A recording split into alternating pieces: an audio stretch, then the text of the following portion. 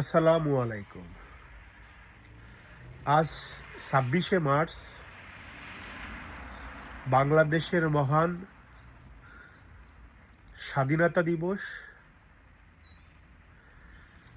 এই দিনে বাংলাদেশের লক্ষ কোটি মানুষ পাকিস্তান হানাদার বাহিনীর বিরুদ্ধে জাতির জনক বঙ্গবন্ধুর নেতৃত্বে যুদ্ধে ঝাঁপিয়ে পড়েছিলেন। আজ জাতির জনক কন্যা বঙ্গবন্ধু কন্যা বঙ্গবন্ধু কন্যা শেখ হাসিনা আজ ক্ষমতায় নেই। তিনি ক্ষমতাচ্যুত হয়েছিলেন রাজাকার এবং পাকিস্তানি জঙ্গিদের মাধ্যমে। ক্ষমতায় দখল করেছিলেন ইউনূসের বাহিনী, রাজাকারের বাহিনী, এই জামাতপন্থীরা। এরপরে একটা সাজারো ইলেকশন হলো, ক্ষমতায় আসলেন স্বাধীনতারই পক্ষের শহীদ প্রেসিডেন্ট জিয়াউর রহমানের ছেলে অর্থাৎ তারেক রহমান।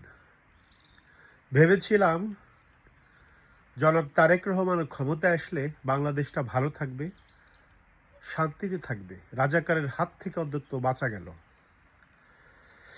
বাস্তবতা আজ ভিন্নতা দেখতেছি।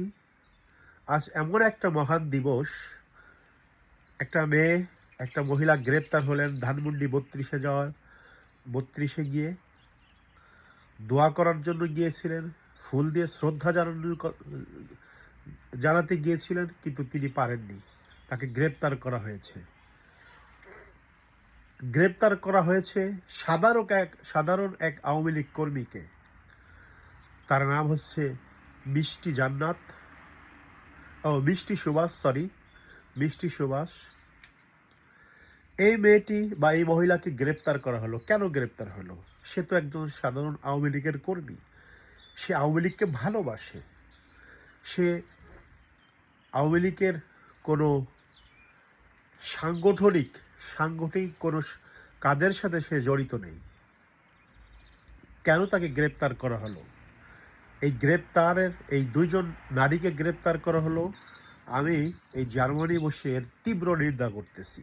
আমি কোনো আওয়ামী লীগের সাধারণ কর্মীও না, কিছুই না, কিন্তু আওয়ামী লীগকে ভালোবাসি। কারণ আওয়ামী লীগ হচ্ছে মুক্তিযোদ্ধার দল। বঙ্গবন্ধু ছিল এই দলের প্রতিষ্ঠাতা। বঙ্গবন্ধুর নেতৃত্বে বাংলাদেশ স্বাধীন হয়েছিল। আমার মৃত্যুর আগ পর্যন্ত আমি এটা বলে যাব। এটা আমি বিশ্বাস করি, এটাই সঠিক ইতিহাস। বাংলাদেশের 90% মানুষ রাজাকার এবং আলবদল ছাড়া সবাই বিশ্বাস করে বঙ্গবন্ধু হচ্ছে স্বাধীনতার প্রতীক, স্বাধীনতার স্থপতি। আমরা বঙ্গবন্ধুকে ভালোবাসি, শ্রদ্ধা করব। আজীবন বঙ্গবন্ধু হৃদয়ে থাকবে। যতই আসুক না ঝড় তুফান, রাজাকারদের যতই তীব্রতা, যত আক্রমণ আসুক, আমরা বঙ্গবন্ধুকে শ্রদ্ধা করেই যাব। আর স্বৈরাচার হওয়ার নমুনা আমি দেখতে পাচ্ছি, ফ্যাসিস্ট হওয়ার নমুনা আমি জিয়াউর রহমানের ছেলের ভিতরে অর্থাৎ তারেক রহমানের ভিতরে দেখতে পাচ্ছি।